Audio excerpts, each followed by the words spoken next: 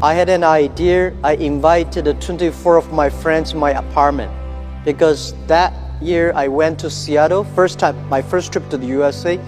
In Seattle, I discovered internet. And I think this thing in the future may change the world. I never touched computer in my life before because computer was so expensive to me and so complicated. And so I typed the word China. There's no information about China. So I say, what if we can make some China information on the internet? Let people know about China. So that was the idea. So I came back to China and say, I want to resign from my school. You were a teacher? I was a teacher. I've been teaching in the university for 6 years. So I said, I want to do it. I invite 24 of my friends to my apartment. After 2 hours of explaining what I'm going to do, internet, and 23 of them say, forget it. He said, this thing never worked because there's no such thing called internet in the world. You know nothing about a computer, so why you want to do this? And only one people, he said, Jack, if you want to try it, just to try it. But if there's something wrong, just come back. And after a whole night thinking, I say, I still want to do it. Because most of the people, they have a fancy ideas in the evening, but in the day, when they wake up in the evening or in the morning, they go back to do the same job. We have to do something different. So from there, I started my business borrowing $2,000 from my relatives and friends. And that was my trip. I call myself like a blind man riding on the back of blind tigers. And those people who are expert of riding horses, they all fall down and I'm still surviving.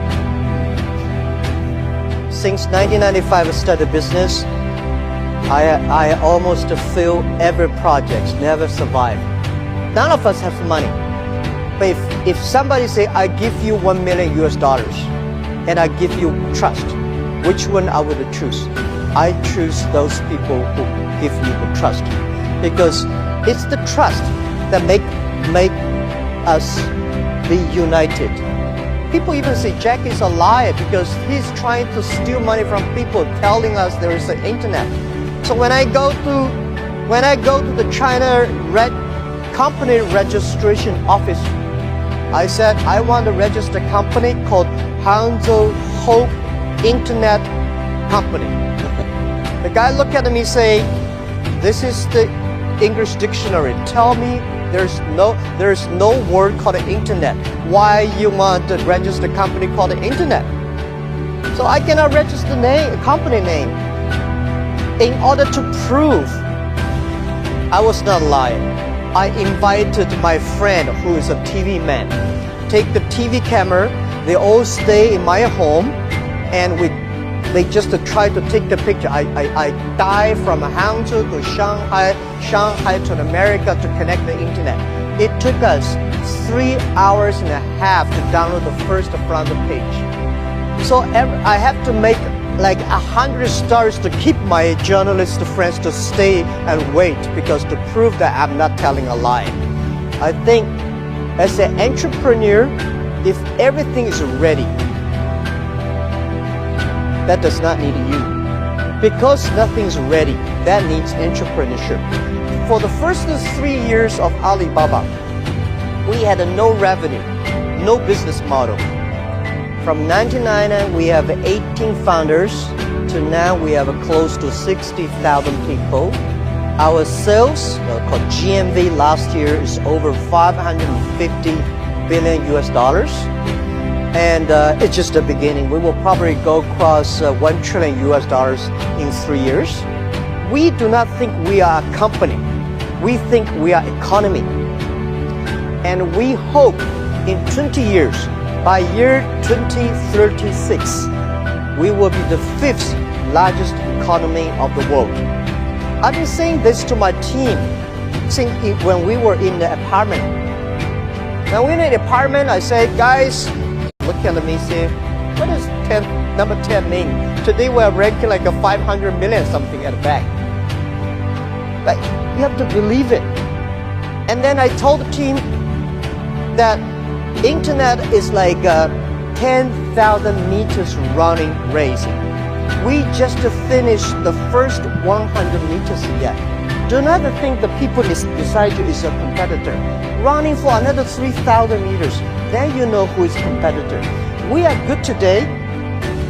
We may not be good if we lose our hope, if we lose our vision. You lose your culture. If we lose our culture and team, we are nothing. Most of the companies, they were so good. When Netscape was so good, we never thought it would disappear. Yahoo was good, we never thought like it today. So don't believe you'll be good all the time. Be paranoid. So I thought when I'm 40, I can go back to teach. But when I'm 40, oh my God, life was so tough, so tough. My company almost in big trouble. So I say, I should not leave. And then I say, when I'm 45, I should retire. When I'm 45, I cannot stop it. And then I start to prepare, say, people say, Jack, you are the next Bill Gates. I say, I cannot compete with Bill Gates, but I can compete with Bill Gates who can retire earlier. The thing is, I don't want to die in my office. I want to die on the beaches. I was trained to be a teacher, and I benefit because I don't know anything about technology, computing. I still puzzle about what is software, how software can work. And I do not know about accounting, marketing. I know very little about that. But the thing I learned from being a teacher, that a teacher always wants his students to be more successful and better than you are. So this is, I learned to be a good CEO. When I hire people, I always want to hire those people who are smarter than I am. Look at the young man. If you think he will be your boss, he will be my boss in 5 years, hire him. As an entrepreneur, today is very difficult, and tomorrow is even more difficult. But the day after tomorrow is very beautiful. Most people die tomorrow evening. You have to work hard, you have to learn, you have to rely on your team.